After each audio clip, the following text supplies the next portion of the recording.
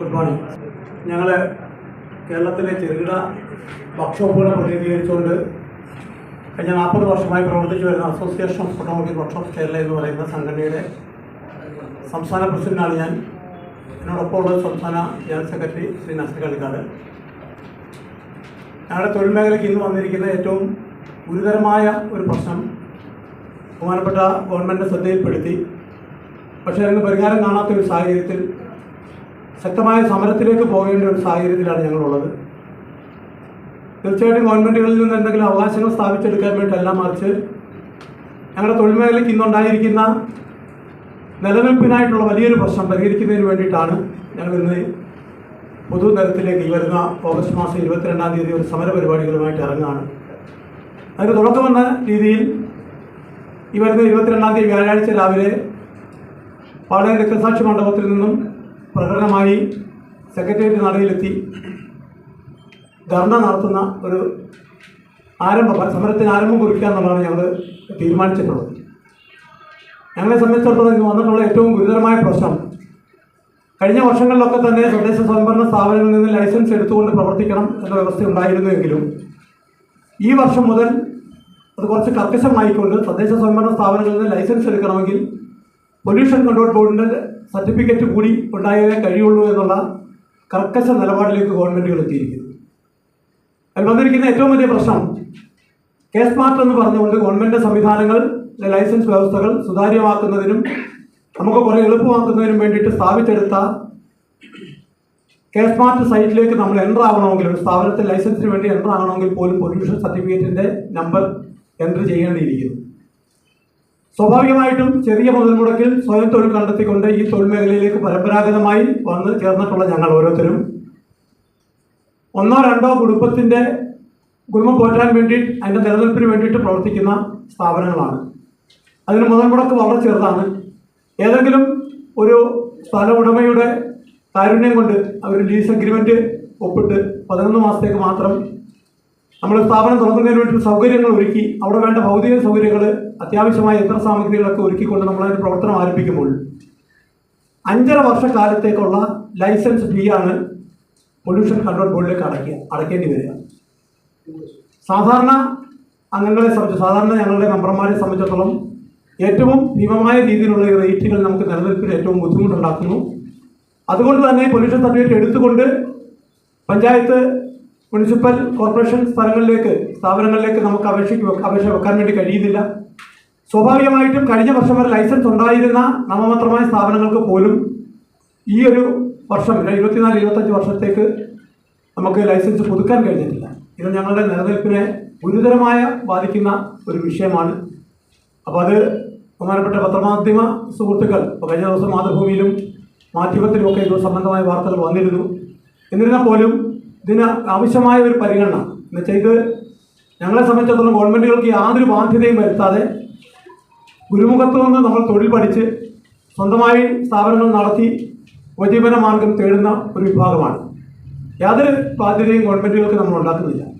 മാത്രമല്ല 10,000-കണക്കിന് ആൾക്കാർ ഓരോ വർഷവും ഞങ്ങളുടെ തൊഴിൽ മേഖലയിലേക്ക് വരുന്നു.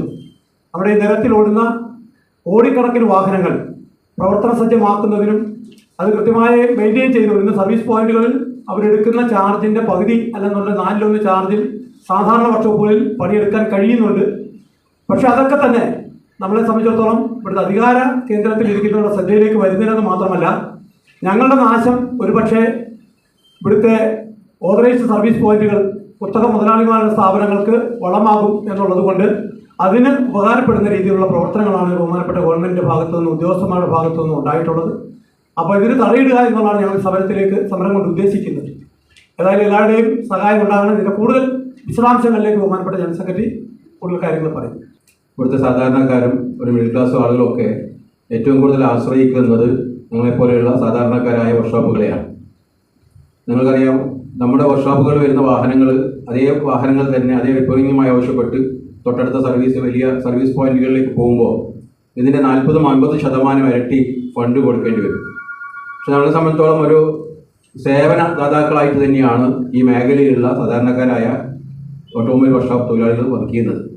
പക്ഷേ ഇപ്പോൾ ഏകദേശം 2 ലക്ഷത്തോളം ആളുകൾ ഈ തൊഴിലിൽ നിന്ന് ഗവൺമെൻറ് ഈ നിയമത്തിൽ ഇളവ് വരുത്തിയില്ലെങ്കിൽ തീർച്ചയായും അന്യമായി പോകുക തന്നെ ചെയ്യും. എന്താണ് പൊല്യൂഷന്റെ വ്യവസ്ഥ പാലിക്കാൻ ഞങ്ങൾ തയ്യാറാണ്. സൂചിപ്പിച്ചതുപോലെ പൊല്യൂഷന്റെ വ്യവസ്ഥകൾ പാലിക്കാൻ തയ്യാറാണ്. പക്ഷെ അതിലടങ്ങിയിരിക്കുന്ന ഫീസ് എന്ന് പറയുന്നത് നമ്മുടെ നാട്ടിലെ വലിയ ഫാക്ടറികൾ തുടങ്ങുന്ന തരത്തിലുള്ള ഫീസുകളാണ് അതിനകത്ത് എന്ത് ചെയ്യുന്നത്, അതിൽ വരുന്നത്. അതൊരു കാരണവശാലും സാധാരണമായുള്ള ഒരു സ്ഥാപനത്തിൽ നടത്തിക്കൊണ്ടുപോകാൻ കഴിയില്ല. ഇപ്പോൾ തന്നെ നമ്മുടെ തിരുവനന്തപുരം കോർപ്പറേഷനിൽ ഈ പ്രദേശത്ത് ഒരു ചെറിയ 2 വീലർ വർക്ക്ഷോപ്പുകാരൻ ഒരു പൊല്യൂഷന്റെ ലൈസൻസിന് അപേക്ഷിച്ചാൽ അതേ ഇവിടുത്തെ സ്ഥലത്തിന് എന്താണോ വാല്യൂ അതാണ് ഫീസിന്റെ ഘടന നിശ്ചയിക്കുന്നതിന്റെ മാനദണ്ഡമായി പറയുന്നത്. ഇതേ സ്ഥാപനം ഒരു പഞ്ചായത്തിലോ അതല്ലെങ്കിൽ മുനിസിപ്പാലിറ്റി, തൊട്ടടുത്ത മുനിസിപ്പാലിറ്റി പഞ്ചായത്തിലാണെങ്കിൽ അവിടെ കുറയും ചെയ്യുന്നുണ്ട്. കാരണം ഇവിടെ സ്ഥലത്തിന്റെ വാല്യൂ കൂടുതലാണ്, അവിടെ സ്ഥലത്തിന്റെ വാല്യൂ കുറവാണ്. അതിനോടൊപ്പം തന്നെ വേറൊരു പ്രശ്നം ഇതിനകത്ത് രൂക്ഷമാവുന്ന ഒരു കാര്യമുണ്ട്. ഈ തൊട്ടടുത്ത് കിടക്കുന്ന ആളുകൾ 100 മീറ്റർ പരിധിയിൽ നിന്നുള്ള കൺസ്ട്രക്ഷൻ വാങ്ങിച്ചാൽ മാത്രമാണ് എന്ത് ചെയ്യാൻ കഴിയുള്ളൂ, ഈ പൊല്യൂഷൻ സർട്ടിഫിക്കറ്റ് ഇവിടെ കൊടുക്കാനും കഴിയുള്ളൂ. ഇതൊക്കെ ഒരു ഫാക്ടറി ആക്ടിൽ പറയുന്ന കാര്യങ്ങൾ. ഫാക്ടറിയിൽ ഉണ്ടാവുന്ന വ്യത്യസ്തമായ ഫാക്ടറി ഉൽപ്പന്നങ്ങളിൽ ഉണ്ടാവുന്ന പൊല്യൂഷനിൽ ഉണ്ടാവുന്ന അതുമായി ബന്ധപ്പെട്ടുണ്ടാവുന്ന ഫീസാണ് ഇതേ ഫീസിലാണ് ഇപ്പോൾ ഓട്ടോമൊബൈൽ മേഖല. ഇപ്പോഴെന്നുള്ളതല്ല, പണ്ടുകാലം മുതൽ ഇതുണ്ട്. പക്ഷെ എന്തുകൊണ്ടാണ് ഞങ്ങൾ ഈ കാലം വരെയും ഒരുപക്ഷെ ഈ പ്രതിഷേധത്തിൽ ഇറങ്ങാതെ എന്നതിന് പ്രധാന കാരണം നാളിതുവരെയും നമ്മൾ പഞ്ചായത്തിൽ നിന്നോ മുനിസിപ്പാലിറ്റിയിൽ നിന്നോ കോർപ്പറേഷനിൽ നിന്നോ ഒക്കെ തദ്ദേശ സ്ഥാപനങ്ങളിൽ നിന്ന് ഞങ്ങൾക്ക് ലൈസൻസ് എടുക്കണമെങ്കിൽ ഇതിന്റെ വ്യവസ്ഥകൾ അത്ര വലിയ പ്രയാസമുണ്ടായിട്ടില്ല. കാരണം ഈ പൊല്യൂഷൻ സർട്ടിഫിക്കറ്റ് അവിടെ ചോദിക്കാറുണ്ടായിരുന്നില്ല.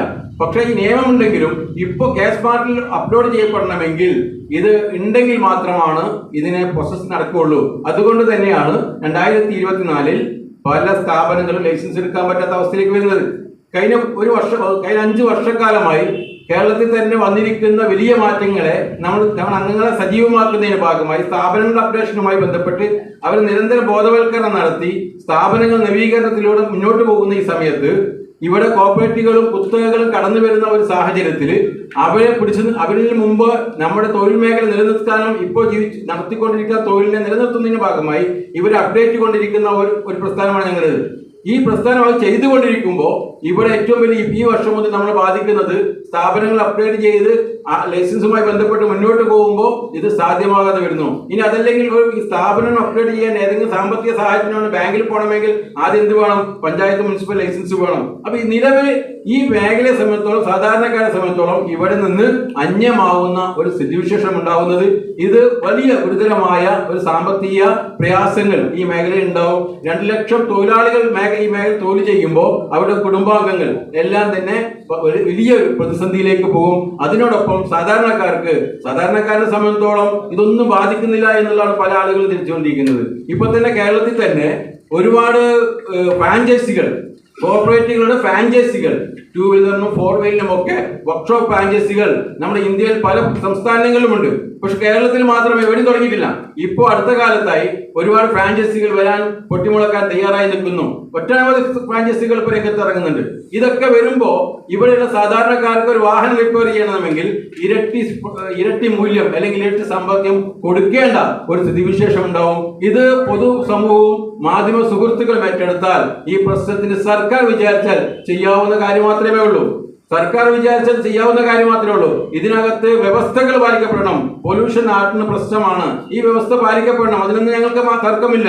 ഞങ്ങളുടെ ഇടയിൽ ഉണ്ടാകുന്ന ഓയിൽ ചേഞ്ച് ആണ് ഏറ്റവും വലിയ പൊല്യൂഷനായി കണക്കാക്കുന്നത്. അത് കൃത്യമായി അതിന് അംഗീകാരമുള്ള ഏജൻസികൾക്ക് കൊടുക്കണം. അതിന് ഞങ്ങൾക്ക് തടസ്സമില്ല. അത് കൊടുക്കാനും എല്ലാം തയ്യാറായി നമ്മൾ റെഡിയാണ്. അതിനകത്ത് ആളുകളെ നമ്മൾ ഇവിടെ അതിനുവേണ്ടി പ്രവർത്തിക്കുന്ന അല്ലെങ്കിൽ അതുമായി ബന്ധപ്പെട്ട് നിൽക്കുന്ന ഓയിൽ ഏജൻസികൾക്ക് കൊടുക്കാൻ അവരായിട്ട് നമ്മൾ എഗ്രിമെന്റ് ചെയ്തിട്ടുമുണ്ട്. ഇതാണ് ആകെ ഉണ്ടാകുന്ന ഒരു വർക്ക്ഷോപ്പിൽ ഉണ്ടാകുന്ന ഏറ്റവും വലിയ പൊല്യൂഷൻ. പിന്നെ സർവീസ് പോയിന്റുകളാണ്. സർവീസ് പോയിന്റുകളിൽ ഈ പറയുന്ന മാനദണ്ഡം പാലിച്ചുകൊണ്ട് ആ സർവീസ് സ്റ്റേഷനുകൾ, വാട്ടർ സർവീസുകൾ നമ്മൾ തയ്യാറാക്കാൻ സജ്ജമാണ്. പക്ഷെ ഇതിനൊക്കെ പറ്റണമെങ്കിൽ ഇവിടെ ഇതിൽ വെച്ചിരിക്കുന്ന വ്യവസ്ഥകൾ, ഇതിൽ വെച്ചിരിക്കുന്ന ഫീസിനത്തിൽ വെച്ചിരിക്കുന്ന ഭീമമായ ഒരു സംഖ്യ മാറ്റമുണ്ടെങ്കിൽ മാത്രമാണ് ഇത് മുന്നോട്ട് കൊണ്ടുപോകാൻ കഴിയുള്ളൂ. ഇപ്പൊ തന്നെ ഇതിൽ സൂചിപ്പിക്കുന്നത് പോലെ 1 ലക്ഷം രൂപ, ഒരു 50,000 മുതൽ 1 ലക്ഷം രൂപ വരെയുള്ള ഒരു സ്ഥാപന ലൈസൻസ് എടുക്കണമെങ്കിൽ 3,525 രൂപ കൊടുക്കണം. 3,025 രൂപ കൊടുക്കണം. 5 വർഷക്കാലത്തേക്ക് 3,025 രൂപ, 50,000 മുതൽ 1 ലക്ഷം വരെ മുതൽ മുടക്ക്. നമ്മുടെ നാട്ടിൽ ഒരു സ്ക്വയർ ഫീറ്റ് ഏരിയക്ക് എന്താ വില? ഈ കോർപ്പറേഷനിൽ ഒരു സ്ക്വയർ ഫീറ്റ് ഏരിയക്ക് എന്താ വില? ആ മൂല്യം ഇവിടെ കണക്കാക്കണം. ഈ മൂല്യം കണക്കാക്കിയിട്ടാണ് 5 വർഷത്തെ ഫീസ് അടക്കുന്നത്. ഇനി പുതിയതായിട്ട് ഒരു സ്ഥാപനം നടത്തുന്നാലൊക്കെ ഇനി നടന്നുകൊണ്ടിരിക്കുന്ന ആളുകളെ സംബന്ധിച്ചിടത്തോളം 5 വർഷത്തെ ഇതിനു മുമ്പ് നടന്ന ആ കണക്ക് പ്രകാരം ഇരട്ടി അതിന്റെ ഫൈനോട് കൂടിയാണ് ഈ ആ ഫീസ് നിശ്ചയിച്ചിരിക്കുന്നത്. എങ്ങനെ സാധ്യമാവും ഈ തൊഴിൽ മേഖല നമ്മുടെ നാട്ടിൽ നിലനിൽക്കാൻ? ഇത് നിലനിർത്തേണ്ടത് നമ്മുടെ ഓരോരുത്തരുടെ ബാധ്യതയെന്ന ഏറ്റെടുക്കണമെന്നുള്ളതാണ് സാന്ദർഭികമായി നിങ്ങളുടെ മുമ്പിൽ സൂചിപ്പിക്കാനുള്ളത്. ഇത് കൃത്യമായ സർക്കാർ ഇതിന് ഇടപെടാൻ കഴിയില്ലെങ്കിൽ വലിയ ഒരു സമര പരിപാടിയിലേക്ക് നമ്മൾക്ക് 40 വർഷം പ്രസിഡന്റ് സൂചിപ്പിച്ചതുപോലെ 40 വർഷക്കാലമായി സംഘടന ഈ നാട്ടിലുണ്ട്. ഈ 40 വർഷക്കാലം ഈ സംഘടന സ്വതന്ത്രമായി പ്രവർത്തിക്കുന്ന സംഘടനയാണ്. ഞങ്ങളെ സംബന്ധിച്ചോളം 1,00,000-ലധികം ആളുകൾ ഈ സംഘടനയിൽ മെമ്പർമാരായിട്ടുണ്ട്. അവരെ കൃത്യമായി കണക്ക് സഹിതമാണ് ഞങ്ങൾക്ക് തരാൻ കഴിയും. കൃത്യമായി ഈ സംഘടനയിലൂടെ അവർ പ്രവർത്തിക്കുന്നുണ്ടെങ്കിൽ അവരിനൊക്കെ നമ്മൾ കാലഘട്ടത്തിനനുസരിച്ച് ട്രെയിനിങ്ങുകൾ കൊടുത്തുകൊണ്ട് ഇപ്പൊ ഇലക്ട്രിക് വാഹനങ്ങളുടെ കോഴ്സ് നമ്മൾ നടത്തുന്നുണ്ട്. അംഗങ്ങൾക്ക് ഫ്രീ ആയിട്ട് കോഴ്സ് നടത്തിക്കൊണ്ടിരിക്കുന്നത്. അതൊന്നും ആർക്കും ഒരു ബാധ്യതയിലാണ് ഈ സംഘടന നമ്മുടെ തൊഴിൽ മേഖല ആളുകളെ സംരക്ഷിച്ചുകൊണ്ടിരിക്കുന്നത്.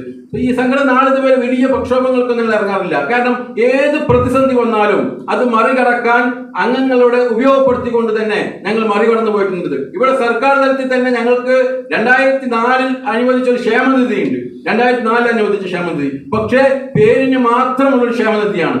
ഇന്ന് ലോകത്ത് കേരളത്തിൽ ഒരു ക്ഷേമനിധി ബോർഡിനും ഇല്ലാത്ത, ഒരു ക്ഷേമനിധിയും ഇല്ലാത്ത, ഒരു ആനുകൂല്യവും ഇല്ലാത്ത ഒരു ക്ഷേമനിധി ബോർഡ് ഉണ്ടെങ്കിൽ ഓട്ടോമൊബൈൽ ക്ഷേമനിധി ബോർഡ് മാത്രമാണ് സർക്കാരിന്റെ കീഴിൽ. മരിച്ചാൽ 5000 രൂപയാണ് അതിൽ നിന്ന് കിട്ടുക. അതല്ലെങ്കിൽ അടച്ച ഫണ്ട് തിരിച്ചു കിട്ടും. വേറെ ഒരു ആനുകൂല്യം ഇല്ലാത്ത ക്ഷേമനിധി ബോർഡ്. പക്ഷെ ഞങ്ങൾ തളർന്നില്ല. ഞങ്ങൾ എന്ത് ചെയ്യുന്നു? നമ്മുടെ അംഗങ്ങൾക്ക് പെൻഷൻ കൊടുക്കുന്നു. കാരണം അവരെ സംരക്ഷിക്കുന്നു. അവർക്ക് ആവശ്യമായ വെൽഫെയർ പദ്ധതി നടപ്പിലാക്കുന്നു. കാരണം ഇതൊക്കെ ഒരു സംഘടനാ സംവിധാനം ഉപയോഗിച്ചുകൊണ്ട് ഞങ്ങൾക്ക് സാധ്യമാകുന്നുണ്ട്. പക്ഷേ ഇത് നിയമപരമായി സർക്കാരിന്റെ ഭാഗത്തുനിന്ന് ഉണ്ടാവേണ്ട മാറ്റമാണ്. അതിനാണ് ഞങ്ങൾ പ്രക്ഷോഭത്തിന് ഇറങ്ങുന്നത്. അതല്ലെങ്കിൽ